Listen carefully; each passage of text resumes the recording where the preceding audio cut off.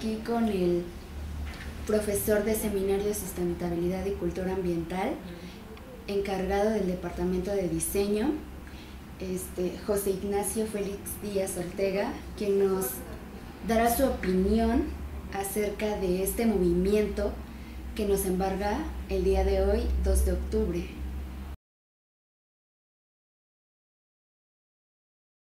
Desde mi punto de vista, esto que pasó en ocasión produjo ya sus frutos.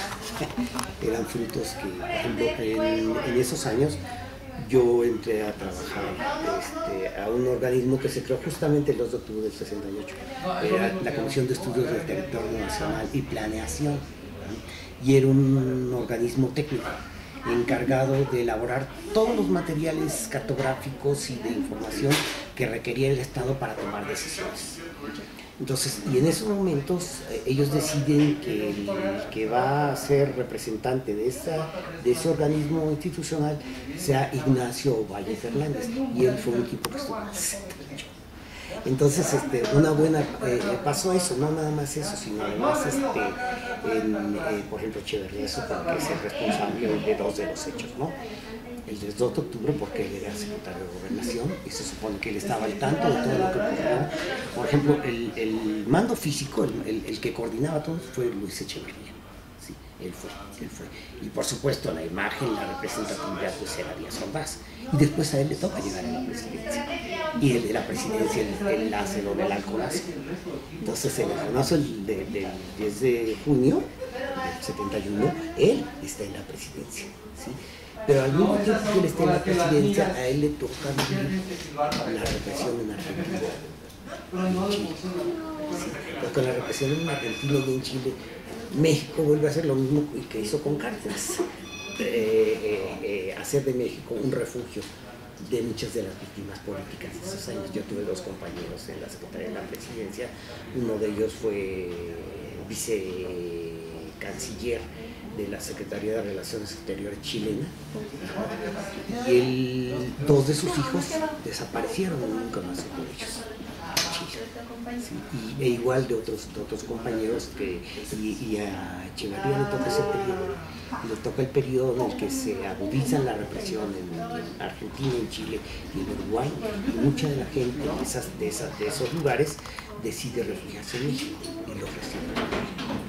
Pero Echeverría es un personaje siniestro, por decirlo de alguna manera, porque él funda, cuando llega a la presidencia, la Universidad del Tercer Mundo, una cosa así. La del Tercer Mundo. Todavía existe el edificio que tenía esa universidad, todavía está aquí en San Jerónimo, cerca de donde vive todavía Echeverría, a un lado donde vive Echeverría. Y en esa universidad se supone que iba a ser una universidad muy parecida a una universidad rusa que se llamaba la Patricio Lumumba. Entonces, en la Patricio Lumumba estudiaban gentes que íbamos de América Latina, de estos lugares, y tenías un adoctrinamiento político y un adoctrinamiento técnico. Entonces, esta Universidad del Tercer Mundo que funda Echeverría, en primer lugar, él quiere usarla como una credencial porque él quiere ser secretario de Naciones Unidas. Al terminar su presidencia, él quiere ser secretario de Naciones Unidas y hace una serie de tareas para tener una imagen política a nivel mundial, ¿no? Entonces, para mantener esa imagen, él necesita ser condescendiente con la visión de izquierda. Sí. Entonces, él cuando acepta que se refugien aquí los argentinos y los chilenos y los uruguayos, lo hace con esa idea, ¿no? Entonces, en esos años viene gente pues, muy parecida a los españoles que llegaron a México con Cárdenas, o sea, gente muy brillante. Actualmente algunos de ellos dan clases en el CIDE, ¿sí? O en el tanto el que está aquí como aquí mismo, ¿no? Y en algunos otros. Entonces es gente, pues es gente muy preparada, muy y lo más importante, muy comprometida. Y es gente que entregan. Y bueno, entonces él generó un ambiente como post-68. O 68, y él fingió que él administraba un régimen de izquierda, ¿sí? porque un poco por la presión que había tanto de la represión en Sudamérica como del movimiento estudiantilismo aquí en México, ¿no? Y que en esa situación lo que ellos fueron encontrando fue una manera de colocar en posiciones comprometidas a la gente que se plantea como comprometida en esos años y que podía ofrecer una dirección técnica a su propio gobierno. Entonces fue un gobierno que de filiación izquierdista. No lo fue. Y luego, bueno, ya cuando viene López Portillo, poco a poco se va replegando a la derecha. Claro, después viene con López Portillo viene Miguel de la Madrid, y Miguel de la Madrid pues, se supone que es un personaje con no muchas convicciones políticas. Es un personaje que le va a permitir a López Portillo tapar sus agujeros, pero no nada más eso. Por ejemplo, López Portillo tiene no sé si es su hija, no sé quién sea, es egresada de Azcapotzalco. Ella es egresada de Azcapotzalco, no me acuerdo cómo se llama, y ella es López Portillo, y ella es la rectora del claustro de Sor Juana. y la conozco a ella y también a otra persona, a Lidia Cacho. Ella fue su secretaria académica, y actualmente Lidia Cacho se dedica, ella fue la fundadora del centro bueno, es un centro que aloja todas las primeras visiones de televisión y de cine y de radio. Ella lo tiene. Entonces la Audioteca Nacional, ella dirigió la Audioteca Nacional y ella era la secretaria académica de la rectora de Azcapotzalco. Entonces, cuando la rectora, ella estaba en esos años, tenía como compañero a Tovar y de Teresa, uno de los Tovar, no sé cuántos son, pero hay dos muy y él fue el primer director del Consejo Nacional para la Cultura y las Artes.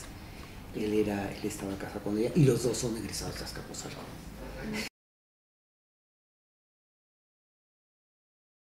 Necesitamos que ustedes se reencuentren. Ahorita ya mucho del trabajo que hicimos nosotros ya no es cosechable, es decir, ya necesitamos que ustedes lleguen a algo, reivindicarse ustedes como seres humanos simples. Es decir, ya dejar de pensar que tienen que ser seres humanos rebuscados, aderezados de grandilocuencia, de que alguien... No existe eso, nadie admira nada. Tú mismo, lo que tú hiciste a mí me impactaste mucho, esta curiosidad que te dio a ti, de qué tan importante es, que otros que se sienten que son importantes, qué tan importantes son. Y resulta que no lo son, que son gente que son seres humanos y que tienen muchos dolores, y que frente a esos dolores, pues uno puede recuperarse y reivindicarse como gente simple.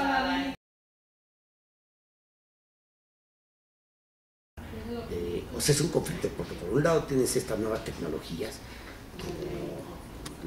pero es un intermedio, no es la vida misma. Es decir, la vida misma sigue pendiente. Entonces, el asunto es que tú asumas la vida y no el intermedio, que es un auto, que tienes computadora. Pues a lo mejor la computadora la necesitas porque tienes conexiones con fulano y mengano, y Skype te puede servir muy bien, ¿no? O te facilita tal vez hacer algún trabajo, y el Microsoft Word, pues a lo mejor, o el Office también te puede ayudar, etcétera, etcétera. Pero es un instrumento, no es la esencia misma de la vida. Entonces, en ese sentido, no tiene por qué ser ni HP, ni Toshiba, ni Macintosh. Tiene que ser lo que tú necesitas de ella, y no lo contrario. Y no que el instrumento se te imponga y termines avergonzado, como decía la historia de las cosas, ¿no? Uno está avergonzado de los zapatos, porque tengo zapatos de hace como 20 años, ¿no? ¿No te dan ganas de llorar? Por favor, ¿cómo van a dar ganas de llorar? Yo estoy a gusto, porque yo necesito lamentarme de vestirme así. Definitivamente no. Entonces, este es un nuevo reto que tienen ustedes. Y es un reto que apenas está creciendo, o sea, y está creciendo en condiciones materiales muy afortunadas, porque nunca antes en la historia de los seres humanos tuvimos tantas ventajas. Lo que decimos, ¿no? El nivel de vida, indiscutiblemente que es el mejor que nunca lo hemos tenido. Nunca lo hemos tenido, simplemente pregúntale a tus padres o a tus abuelos, ¿no? O sea, carecíamos de pan, de leche, de... Por ejemplo, la espontaneidad del primer grupo sí era muy clara, pero conforme fueron ingresando conceptos ya viciados, pues entonces empieza la gente a confundirse mucho de eso, a confundirse muchísimo de eso. El movimiento mismo en sí es fresco, ¿no? Que mantenga su frescura, eso es importante, que no empiece a generar vicios. En el momento que genere vicios ya dejó de tener razón de ser. Sí.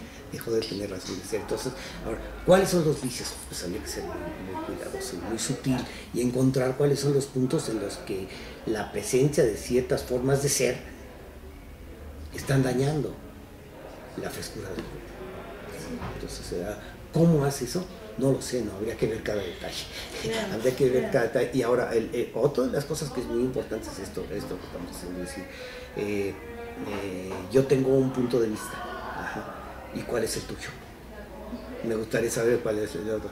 No, yo no estoy de acuerdo con todos. Empezamos también a hacer un proceso de una negociación, pero una negociación auténtica, es decir, un intercambio de puntos de vista, no la imposición de un punto de vista. Y eso es un dogma.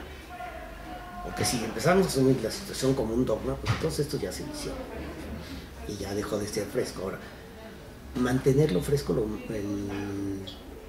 todas las posibilidades que se tengan. Ahora, de su propia frescura también necesita encontrar un espacio de manifestación, y no es suficiente con Facebook, necesita espacios políticos, y eso también es delicado.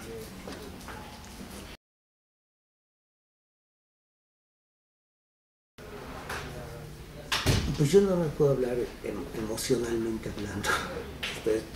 Estoy muy emocionado de aquello. O sea, seguí yo, la idea no era así, porque desde entonces yo decía que no éramos ni comunistas ni socialistas. No lo éramos seres humanos. Y suponíamos que esa condición crecería. Pero suponíamos que tenía mucho que ver con el nivel de vida.